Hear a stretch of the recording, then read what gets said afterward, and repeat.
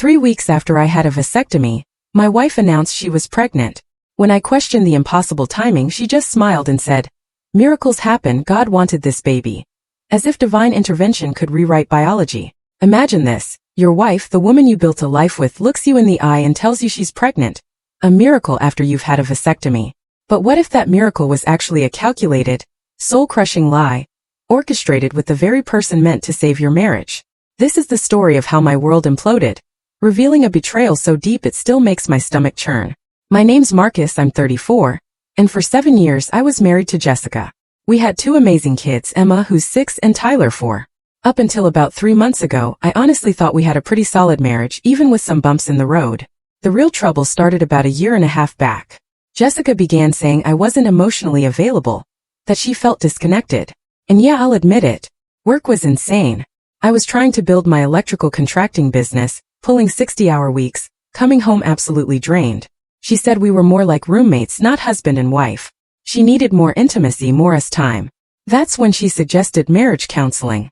I was skeptical, putting our personal stuff out there for a stranger, but I wanted our marriage to work, so I agreed. We started seeing Dr. Richard Kane.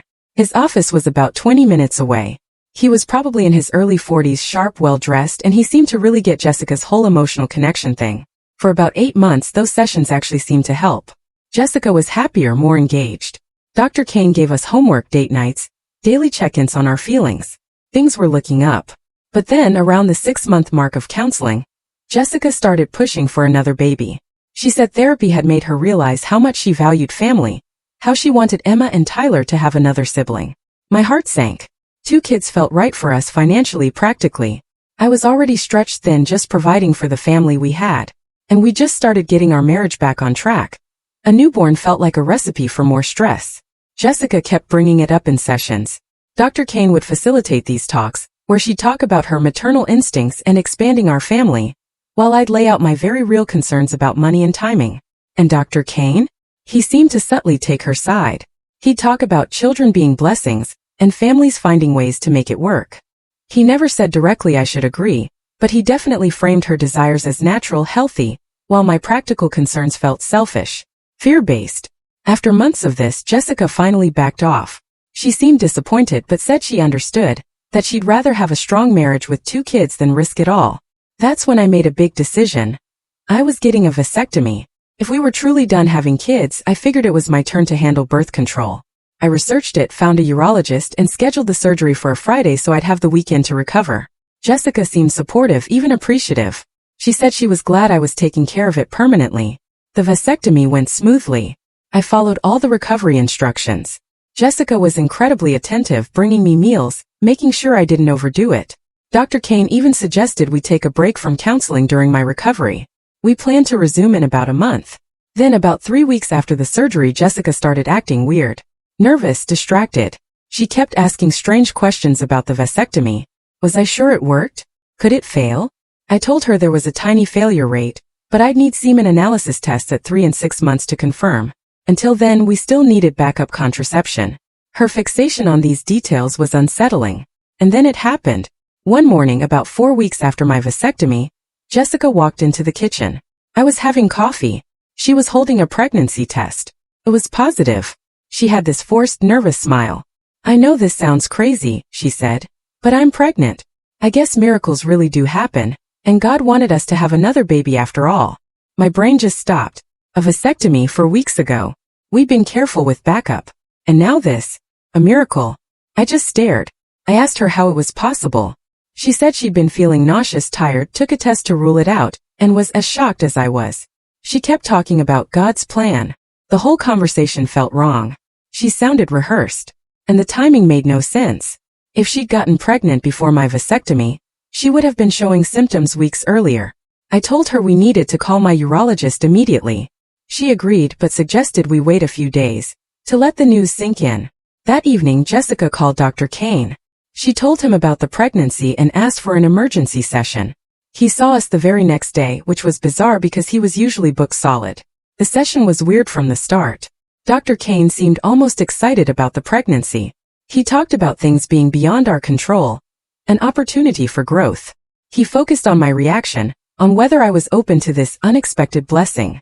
When I voiced my confusion about how she could be pregnant so soon after my vasectomy, he just shrugged it off, talking about medical procedures not being 100% effective. Jessica just sat there nodding along, agreeing with everything he said. It felt like they were tag-teaming me, trying to force me to just accept this insane situation without asking any logical questions. I insisted we needed to contact my urologist. Dr. Kane said we could explore that, but the more important issue was how we'd move forward. That night I called my urologist's office. The nurse was clear: vasectomy failures, especially within the first month, were extremely rare. The doctor wanted to see me ASAP. I scheduled an appointment. When I told Jessica, she seemed anxious, saying she hoped the investigation wouldn't stress me out. She kept pushing that we just had to accept this pregnancy and prepare for another baby. My appointment with Dr. Stevens, my urologist, was enlightening and disturbing. He examined me. Everything looked normal. No complications. He explained that vasectomies can fail, but usually months or years later. Immediate failures? Almost always due to unprotected sex before the procedure was fully effective. He scheduled a semen analysis for me. Results in a few days. He also suggested Jessica get an ultrasound to pinpoint the exact pregnancy date. That timing, he said, would clarify everything. When I told Jessica about the ultrasound, she was reluctant. She wanted to wait for her regular OB appointment, saying she didn't want to stress the baby. Her resistance was strange. Ultrasounds are routine safe. The timing was crucial. But she insisted. 2 days later, my semen analysis results came back. Completely clear. No sperm. Dr. Stevens confirmed it. My vasectomy was successful, working exactly as intended. I shared the results with Jessica. Her reaction was defensive, angry. Instead of being puzzled, she accused me of trying to doubt her pregnancy. She yelled that medical tests weren't 100% accurate, that miracles happen, and we needed faith over science. I suggested the ultrasound again. She finally agreed, but she was visibly nervous. The night before the ultrasound, Jessica was a mess. Emotional. She kept talking about how much she loved our family, how excited she was for the new baby. But she also kept asking me to promise I'd love and support this child, no matter what. I assured her, of course I'd love our baby, but I needed to understand how this was possible. She got upset, said I was being too analytical. The ultrasound appointment was a disaster. The technician measured the fetus. Jessica was about 8 weeks pregnant. That meant conception had happened about 6 weeks earlier. 2 weeks before my vasectomy surgery. I felt a wave of relief. This explained it.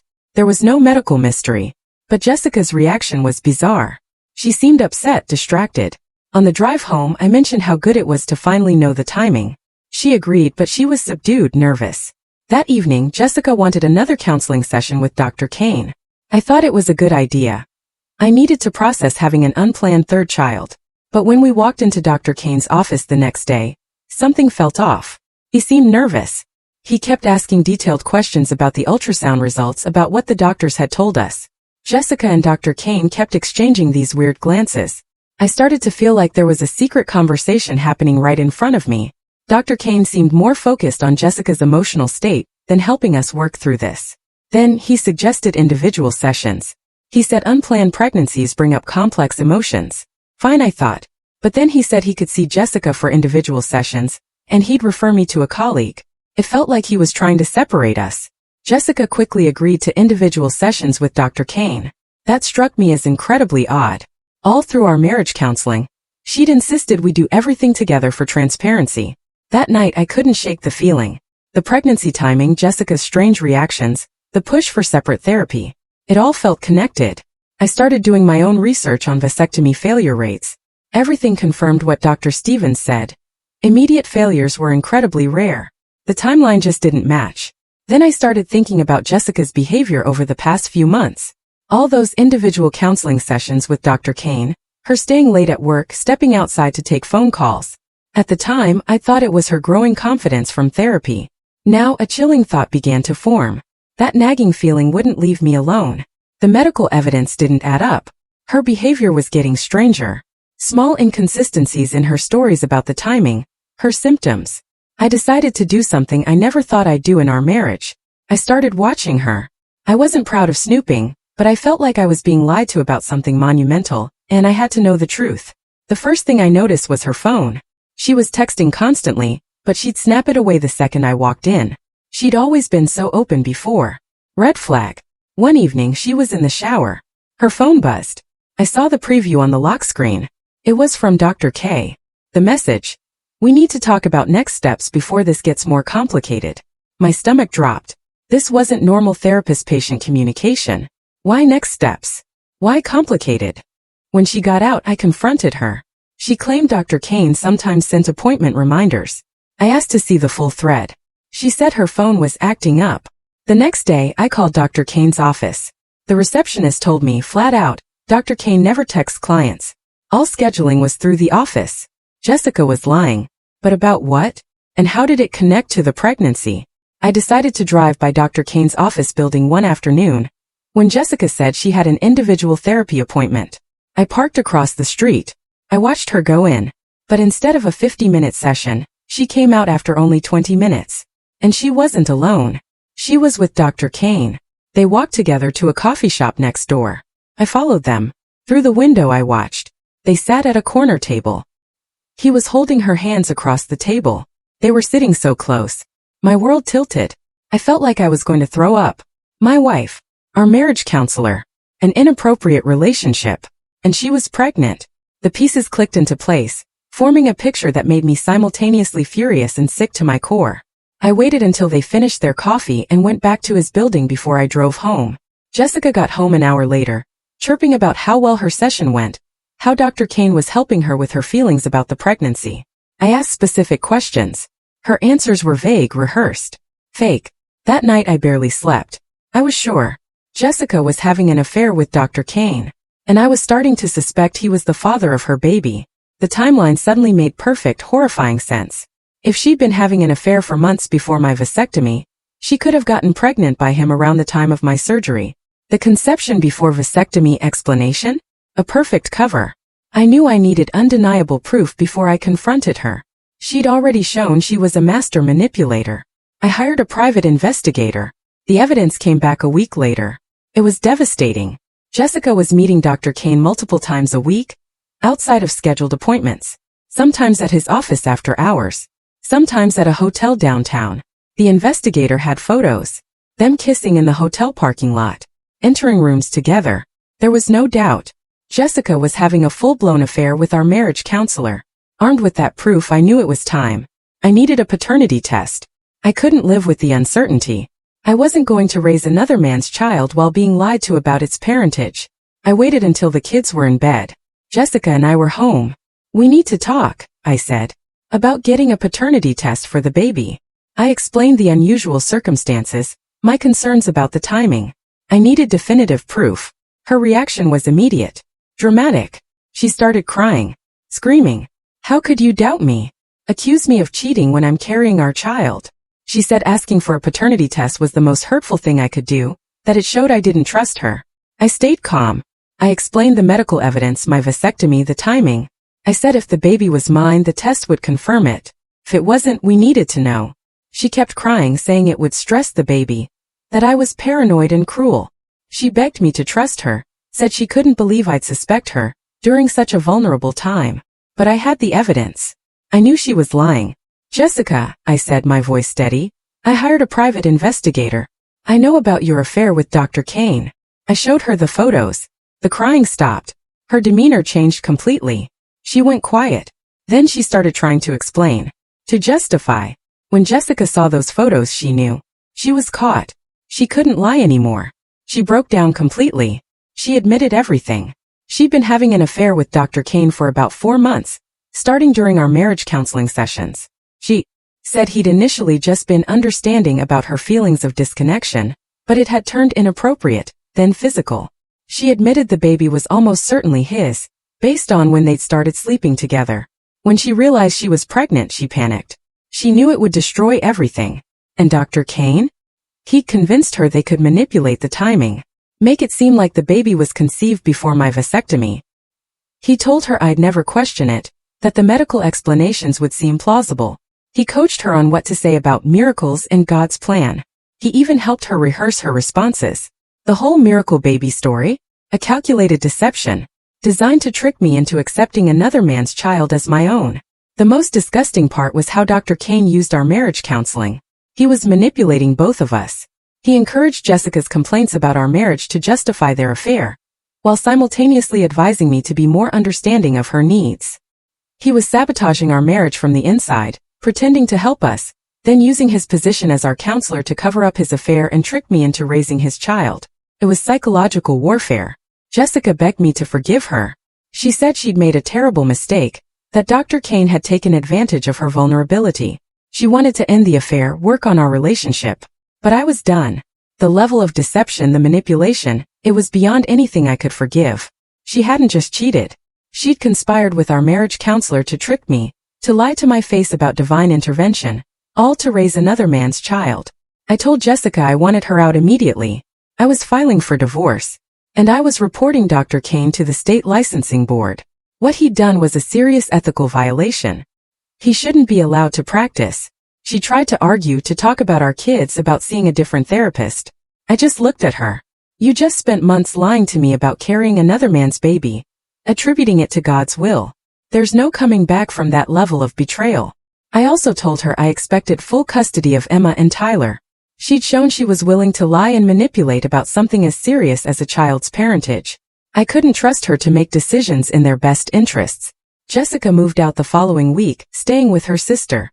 I filed for divorce, requesting DNA testing to confirm the baby's paternity, even though she'd already admitted it wasn't mine. I filed the complaint against Dr. Kane, providing all the evidence. Within 2 months, his license was suspended pending a full investigation. He tried to contact me to explain, but I refused. There was no explanation that could justify what he'd done to our family. The DNA test confirmed it. Dr. Kane was the father of Jessica's baby. The baby was born about 6 months after I filed for divorce. Jessica tried to get spousal support and shared custody of Emma and Tyler, but her affair and the elaborate deception about the baby's parentage worked against her in court. I was awarded primary custody of our kids, and Jessica was ordered to pay child support.